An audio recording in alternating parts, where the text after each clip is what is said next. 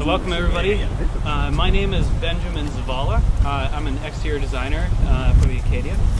I'd like to give you a quick overview of the exterior and the interior, and then I welcome any questions that you might have afterwards, and we can go into more details. So from the perspective where you guys are right now, it's easy to see an overview of the side profile of the vehicle. For us, when we started on the Acadia, our first goal was to make it feel at home with its siblings of full-size trucks and SUVs in the GMC lineup. And so you'll notice that mostly in the front end, really, where we're very upright and square, very truck-like, very vertical front grille. And for Denali specifically, which we've got for you here today, Denali has always been about the grille. It's about the bright. And on this generation of Denali, you'll notice when you get closer to the grille that it's slightly more muted. It's a little bit more layered. We learned from research that customers were looking to still have that bright, but they were looking for something that's maybe a little bit less loud. And so we still kind of get a little bit of everything with the finish that you see here. The design itself is still a very patterned and linear GMC theme. You'll see that throughout the entire vehicle and especially on the interior as well. On the Denali and all trim levels, we've got all LED exterior lighting. Specific to the Denali though, we have animated exterior lighting. And so you'll notice on the signature lighting, the GMC signature shapes, when you walk up to the vehicle, it'll sense your key in your pocket and it'll sort of come to life and you'll see that animation take place. Over here you can see the two Denali offerings of the 20 and 22-inch wheels. Denali has the body color wheel opening moldings and the gloss black rocker cladding. This right here, something that you will not see in any spec sheet, but I love to tell the story about it. This pillar, with the outgoing model and really the expectation for this car, this pillar is typically located right here. For the next generation Acadia, there's a lot more focus on that third row. Our decision was to take that side glass and stretch it out and make it as long as possible. And we moved that pillar to the far back, which holds your HVAC and structural rigidity. And the end result is that for your third row, you look to the side and you have a window next to you now. Customers responded to this and they appreciated that. And they also were quick to notice that you get the added benefit of then an obscured cargo area in the far back. Continuing back on the rear of the vehicle, again, all LED lighting, Denali branding on the Denali trim level. Down low, quad exhausts, C8 inspired, so Corvette inspired. If you compare them between the two, you'll notice that they're thematically very similar. It's not actually the same part, but you'll notice that they're very similar. Let me walk you through some of the interiors. I'm imagining that we might be able to go up into the shade up here, and then I can just point at some stuff over here.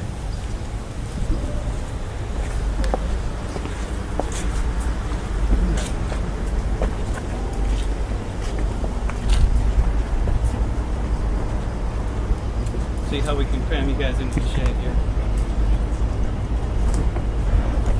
So on the interior, as with the exterior, the focus was on spaciousness. That passenger airbag up on the dashboard, we were able on this architecture to actually push it down lower and package it a little bit lower than previously. And so it's not just a perception, but it is literally more space in front of you. This wing, we've been calling it, above or rearward of the steering wheel, houses your heads-up display and an optional center speaker.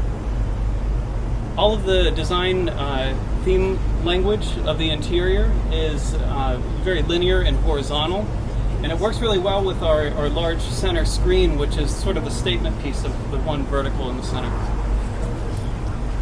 You'll notice that as you drive the vehicle, you'll notice that the center console is very spacious and very usable.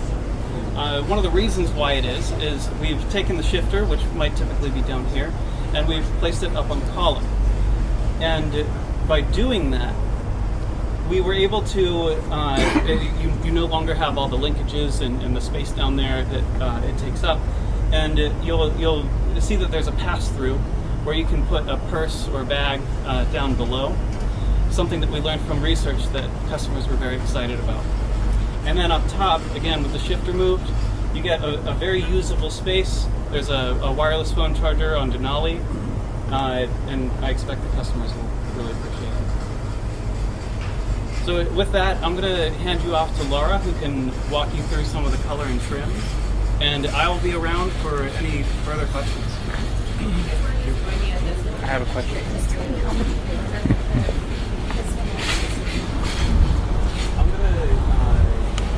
Okay, so Denali comes in 2 interior colors.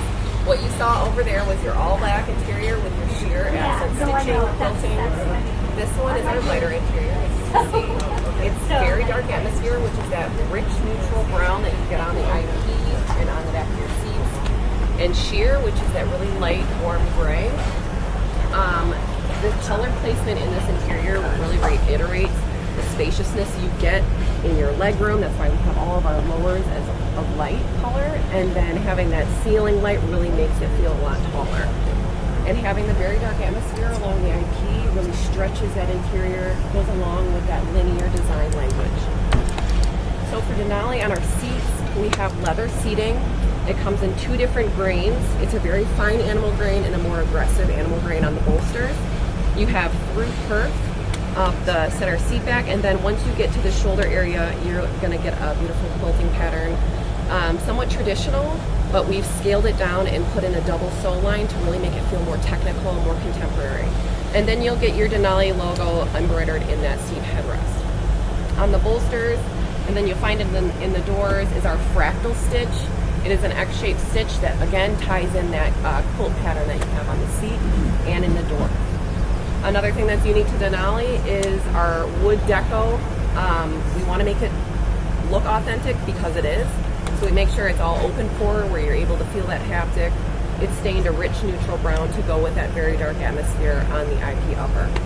And then throughout the interior, you're going to get your Galvano chrome just to bring that nice highlight back into the interior. And then you'll find that same finish on the exterior. If you have any other questions, you guys let me know. Did you say that was real wood? Yep, it's real wood. Yep. Wood? It's at use. You said the name is Rico Wood? Yes. Are you able to Yep. confirm if Yep. 8 passengers staying today? Because I can't Yep. It's a find unique. haven't even looked yet. Okay. Haven't got I'll it. find that out. The website does not say yes. I'm pretty sure. The Yeah. press release did say it does. I have not figured that out yet. I know. feel like I should. I was. Yeah. I'm not going to try to repeat that word. I know. It's not weird. It's a unique one. Just for reference. And then I think engineering's gonna walk you through. Yep. You go right ahead. So one thing we wanted to introduce to you today as well while we're here is just what we have in the way of cargo. What you'll see here, first of all, we want to demonstrate that something is new for the Acadia, and that's basically how to get access to that cargo space. So I think people are probably familiar. General Motors has had a system that uses the kick underneath the bumper. Other manufacturers have done the same. We've not implemented that here. We have a new system, it's called presence-based. So if you're coming out of the store with some incredibly heavy planters and you don't want to set them down, as long as you have a key fob in your pocket and you walk up to the vehicle from behind, it'll open automatically for you. If you notice when Stephanie walked up, the lights flashed, there was a little beep sound and say, hey, the lift gate's going to open, so you know it's going to open, and it does, and you can set your things inside. So that's referred to as presence-based lift gate opening, and it's something new. It's standard on all of the Acadias. And if you don't want it to open after it beeps, you just get out of the zone. Right. You can also open the gate with the fob. There is a button on the back side of the gate, and there's a button on the driver's door. And then to close it, you can do all the same things, or you can just push this button here to close it. And if you really want to, you can close it manually. I don't know why you would, but you could. On this side, just wanted to sort of demonstrate, this one is packed with stuff. This one has no stuff in it, so you can see. So a couple things here. We are class leading as far as our overall storage capacity at 98 cubic feet. When you get the Denali and it's available on either the AT4 or the other elevations, you can get a power package. So you can get the power folding third row seats. And you also have the ability to dump the second row seats. So if you come up with a large package, you can entirely open up and slide in whatever objects you may have, a TV or whatever. One of the other things that sometimes people ignore is we also have a considerable amount of storage space below the floor. A couple reasons, just the amount of space. It's also a convenient way to hide things. If you want to go someplace and you're concerned about things being exposed, you can keep them in there.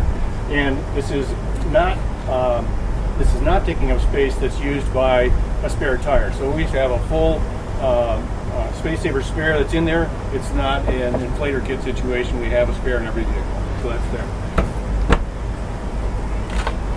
You can ask questions about that as much as you'd like. I'm going to move on to one other topic so you can get into cars.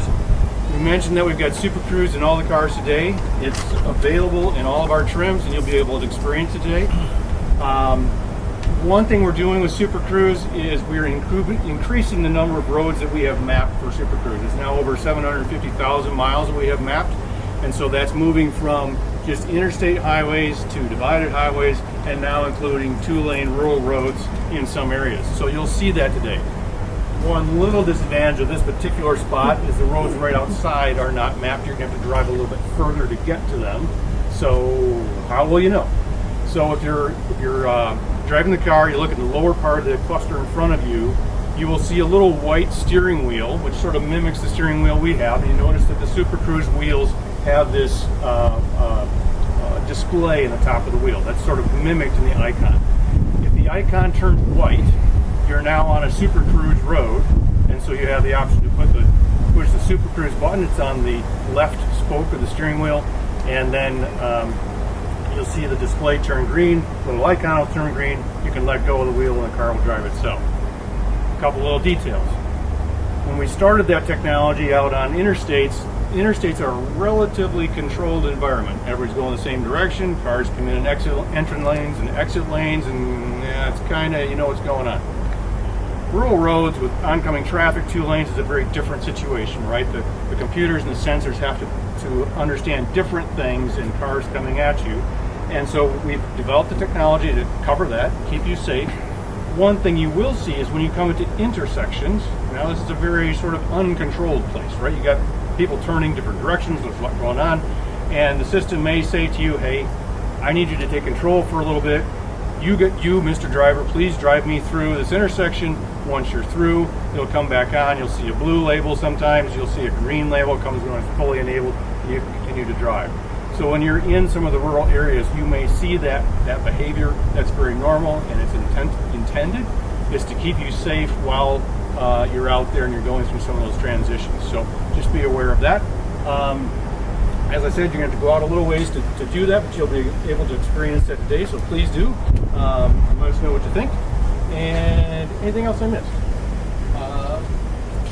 You're good with the vehicles? I guess we'll start with any questions on the vehicles, what we just looked at. Website only mentions 7-passenger seating. Is 8-passenger available? Like a second row bench? Not in model year 24. Okay. One back here. Yeah. It says it's got premium tuned suspension. What does that mean? So when you get the 22-inch wheels in the Denali, we switch to a different set of dampers and shocks. They're now a frequency-based damper. We can talk about it more later if you'd like, but the short version is it's a damper that allows us to tune small road inputs separately from larger road inputs. So if you're on a rough road, especially with 22s, I mean, everybody knows that the sidewall is a little thinner, the tire's a little heavier. It's harder to tune a smooth ride on that kind of a tire. Having a frequency-based damper that looks for high frequency, which is small inputs, we can loosen the damper just a little bit and allow that motion without having it transmit to the car. But we also have another set of tuning valves in those particular dampers that we can control larger ride motions over swells and body roll and that kind of thing. And having the ability to tune those differently allows us to give you the ride you want on 22s without either being too loose, so it's comfortable but now it's floppy, or too tight, so it drives nice and it handles well, but it's rough. and that's what's unique about that suspension on the 22. Is it unique to the Denali, or is that shared with the Traverse RS and the Enclave as well? It is a similar system on the Traverse that also wears 22s. It's not unique to the Denali because if you get the Elevation with the black package, you also get a 22-inch tire. So we use that same suspension for the same reason on the other 22s. Yeah, it's unique to the tire, so it's with the 22s, but it's also on your 84. Are the ones the all the ones that we're driving equipped with that? Yes. Yeah. Well, carefully. If you happen to drive this one, this has got 20s on it. So this one, the 20s will not have that feature. The 22s will.